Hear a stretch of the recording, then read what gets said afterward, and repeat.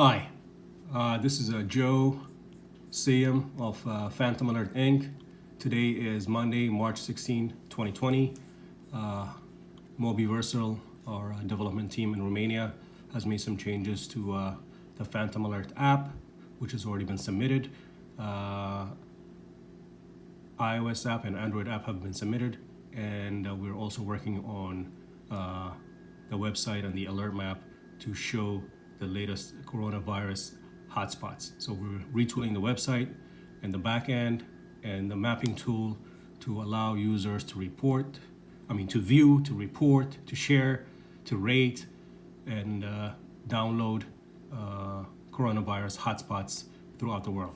So all these that you see here, all these are coronavirus hotspots. We've already got the data from the CDC, WHO, Johns Hopkins University, and we have added it to the map. So you can see here, it's a global. All these red dots are coronavirus hotspots. We even have some in Africa. All this data was pulled from Johns Hopkins University or CDC or WHO. So this is official data. Now, to augment official data, what PhantomALERT has done is we have built a tool to help us report coronavirus locations, which means anybody who downloads PhantomALERT or is logged into PhantomALERT, basically all you have to do is just create an account, and if you have an account, just log in, go to the alert map.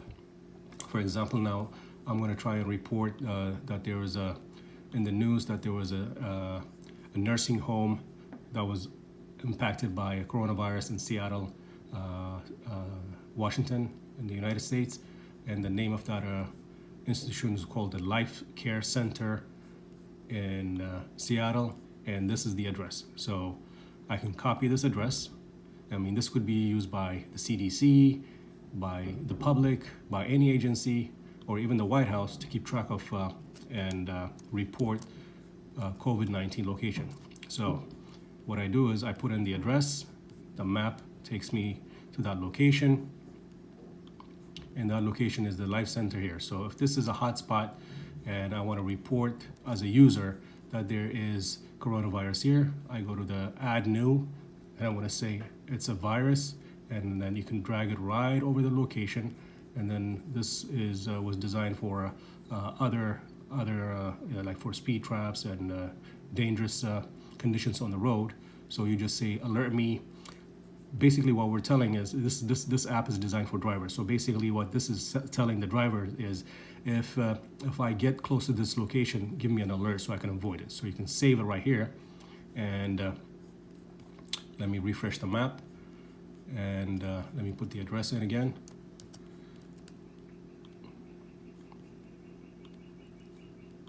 As you can see, it's not showing up here because we're not showing the actual report to the public right now. We're putting it in the back so that it could be moderated. So this is how we're gonna get users to report first, and then our team is gonna analyze, cross-check, and then submit it to the alert map once it becomes official by an agency, or we verify the user's report. But on the bottom here, it will show that somebody had reported this address. So we would give this address to the authorities, and they can say like, well, somebody here is saying that there's coronavirus here. So let's imagine that another person shows up, a different user, and he says, yep, I know about this location, and then they say they want to report coronavirus. So let's say another person also reports the coronavirus here.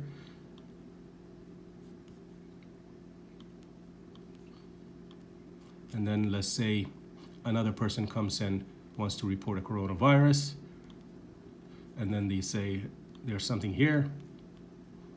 And then let's say another person comes in and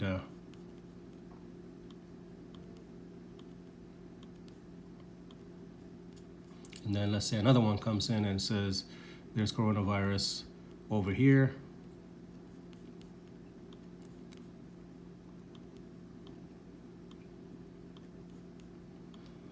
And then let's say another person says I live over here and I'm having symptoms.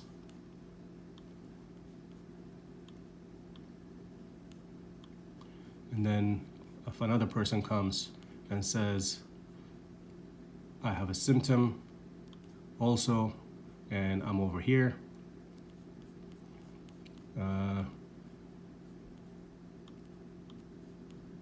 Let's say another person reports, maybe it's a restaurant or something across the street, and the people from here were going here, and then all of a sudden the persons at this location got sick.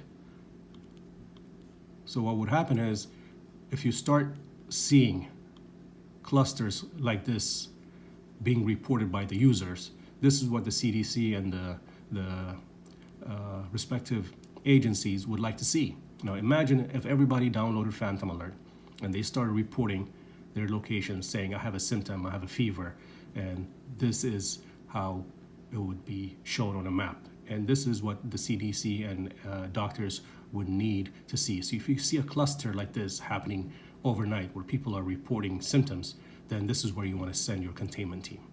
And of course, as you can see here, the locations will be reported. Now let me see now. For example, if you start looking at the Kirkland, then you can see a pattern developing here, saying that there's a cluster forming here, and this is where we need to send or deploy teams or send resources. And then of course you can go in here, and the public, they want to see, they can't see anything, because what we've done is we've hidden this from the public for right now. But the users who report it can see it, but the clusters and all that stuff will be on the back end, so that we verify them first, they're moderated, checked, and then is when we make it live. But by helping people report, they see what they've reported, but on the back end is where we see the clusters. And once the clusters are made official, then we would add them to the alert map like this. So right now you can see the alert, the hotspots, but when you zoom in, we don't give you too much detail. See, we're not going to give you a street address just for public consumption for right now. But that's what we want to talk to the government for and get their permission and coordinate with them. So this is how the coronavirus alert mapping tool works. See now here again, if somebody wanted to report, there might be 1 or 2 incidents, but the people around here might say, I'm seeing issues, I'm experiencing symptoms, and then another data set is collected to show patterns or clusters. So in short, we have PhantomALERT, the map page, and we have the tools for reporting virus, and also let me show you the back end here. This is the back end of PhantomALERT,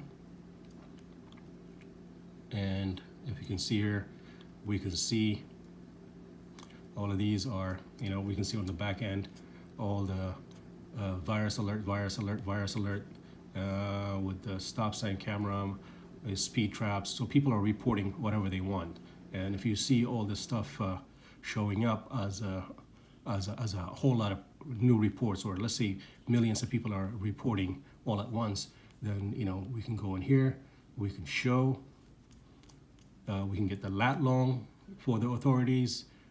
We can also make changes here to have them report their temperatures, their symptoms, and all this stuff is a database that we could provide to the government. And then we just if they want to download the database, we can export it. We can export the whole database to the government, to any agency, to any medical facility, to the CDC. We can give them all these data sets. So this is what they need to do their modeling on finding out the clusters, on how to attack this coronavirus infection spread. And we can flatten the curve using this tool. And of course, we can go in here and see the activations. So we have, here's our development team's, okay, I shouldn't make that public, but we have their email addresses of the people who, just for internal use. So you can see here, all the people who have reported, they'll give us their addresses. So then what the government can do is we can send the email instructions or text message instructions to these people with instructions on where to go for testing or to do follow-ups or contact tracing. So this is how PhantomALERT would work.